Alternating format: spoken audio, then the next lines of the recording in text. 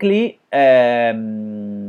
the explanation that I gave you, and which is the main arguments developed by Vernon, was an argument where, as I said, the features that were driving the movement of productions across countries were mainly related to the characteristics of the markets. So the market is large, you do have proximity with consumers, you do have niches that are relatively large, and so on.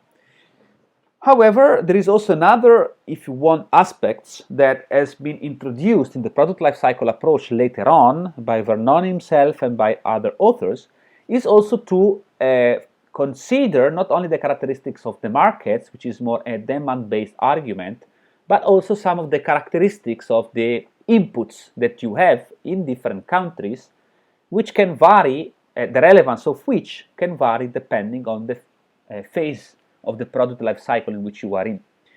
And the idea is, for instance, the following. When you are in the invention phase, what you need is skilled labor in terms of skilled engineers and skilled researchers. And this is mainly available in advanced countries, for instance, the US. Whereas it is very is rare or difficult to find in other countries, which implies that it's also very expensive. Okay, so skilled labor is relatively less costly in advanced countries than in poor countries. Then, when you enter the maturity phase, your product is standardized, so you don't need much. And also, sorry, during the production phase, instead, you need skilled managers, which again are relatively more common, they're easier to find in advanced countries compared to poor ones. When you enter the maturity phase, instead, your production becomes based mainly on costs. So in this, and the characteristics of your products as well as your production facilities are already set. So basically what you need in this case is unskilled labor that work in your production facilities, and the cost of unskilled labor become the main cost that you need to consider in order to be competitive. So in this case, contrary to the previous two phases, unskilled labor is relatively more common and therefore cheaper in poor countries or in emerging countries compared to advanced countries. So this is the phase in which, on this phase, due to these characteristics of the production inputs, it's more likely that production moves into these other countries. Okay, so this is basically what is stated in this slide.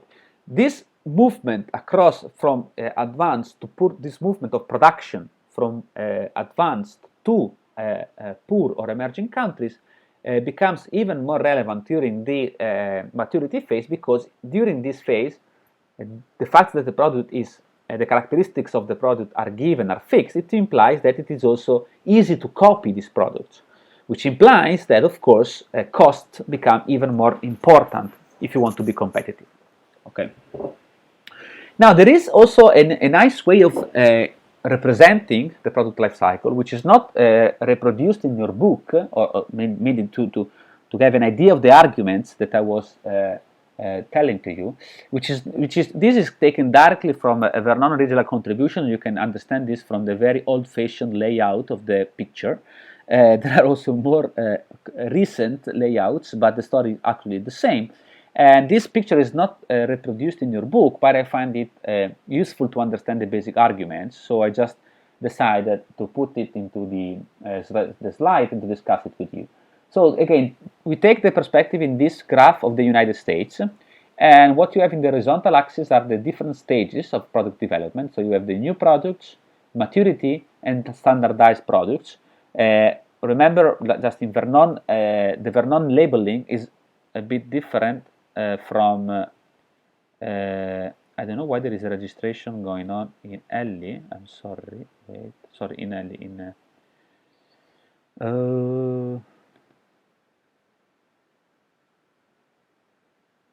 interrompi.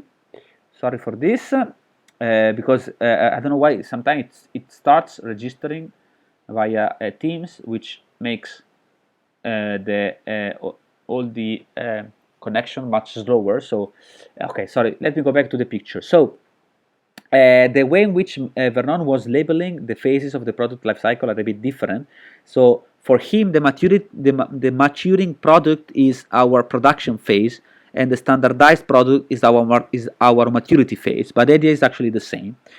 On the vertical axis, you have basically money, and the two lines that you observe are the is value, if you want, on the vertical axis. So, and on the continuous line is the amount of production, the value of production that is taken in the United States, and instead the dotted line is the value of consumption, which obviously implies that whenever production is larger, is greater than consumption in the US, it means that the only part of the product is consumed in the US and the remaining part is exported.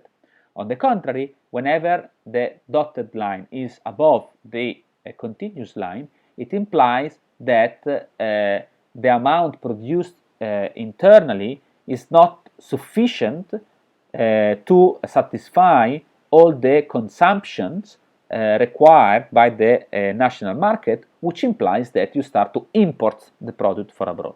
Okay, and the idea here is that if you look at the United States, for instance, so to look from the perspective of an advanced country, the argument is that for all the reasons that I was saying before, during the new product phase and the maturing phase, you have that production, the value of production is larger than the value of export, than the value of consumption, which implies that United States in that period become net exporter. Okay, so most of the production of this product during these two phases takes place in the US, which implies that this product is exported from the US to other countries. When you enter in the maturity phase or in the standardized product phase, what you have is that the amount of production, so the amount of consumption, it continues to grow, even though at a relatively, let's say, slower rate, whereas the amount of production taking place in the US starts to decrease as you enter in the standardized phase. Or the maturity phase, which implies, therefore, that in that phase, the United States become a net importer of this product. Okay, I don't understand why there is again the registration going on. Well, I don't know. Honestly, I don't know why this happened. Sorry again.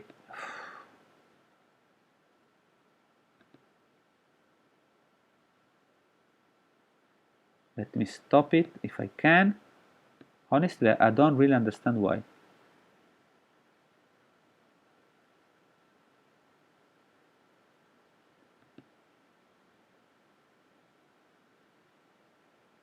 What's going on?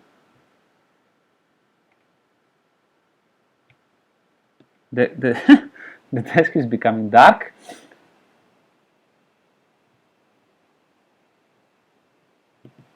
What's going on?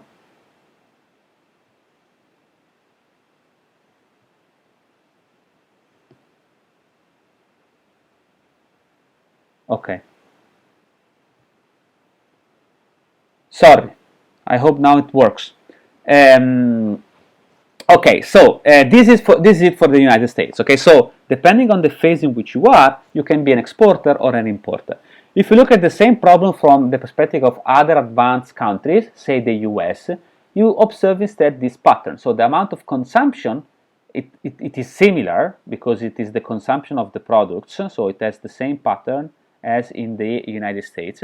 However, let's say the pattern of production is completely different because the amount of production taking place in other advanced countries of these products tend to be relatively low during the new product and during the maturing product phase because of the reasons that I was telling you before, availability of skilled labor and characteristics of the market and of the demand. And on the contrary, with respect to the US, the production starts to increase significantly when the product enters the standardized product phase or the maturity phase, if you want. Because in this case, other advanced countries may have some cost advantage with respect to the US, which implies they attract more production that can come also from US companies, and this is the phase in which you observe foreign direct investment taking place. And from this point onwards, the amount of production taking place in other advanced countries becomes larger than the amount of consumption taking place in those countries, which implies that these countries becomes net exporter of this product. Finally, you can have a similar graph for less developed countries. Okay, in this case, what you have two things. You have that the pattern of consumption is a bit different because being less developed, this country have consumers that have a relatively low income per capita, which implies that they start to consume internally in these countries. You start to have consumers consuming these products only in a significant way, only during the standardized production phase when the cost of production are low, so the price to buy this product is low, whereas during the new product and the maturing product phase, consumption is very small because you don't have enough, consumers are not wealthy enough to buy this product. With respect to the production, you have instead that you have no production at all during the new product, very few production in these countries during the maturing product phase, and you start to observe production going to increase during the standardized product phase because, again, these countries have large availability of unskilled labor, which implies low cost of unskilled labor, which implies they are competitive locations where firms may decide to start to produce the products because, of course, through this low cost of labor, these firms can obtain a significant competitive advantage. And eventually, when the product is at the end of the standardized product phase, you can observe that also some of these countries may become exporter because they are so good in attracting production from multinational companies coming from other countries that the overall production taking place in these countries becomes larger than the overall exports and the overall consumption. So during this phase, they become exporter. For all the other parts of the product life cycle, instead, these countries are just net importer of these goods, of these products. Okay, so I think these are nice graphs to summarize the overall idea. Okay, so again, they are not in the book, but I just put them here, and I think may help you in summarizing the main arguments behind the product life cycle theory.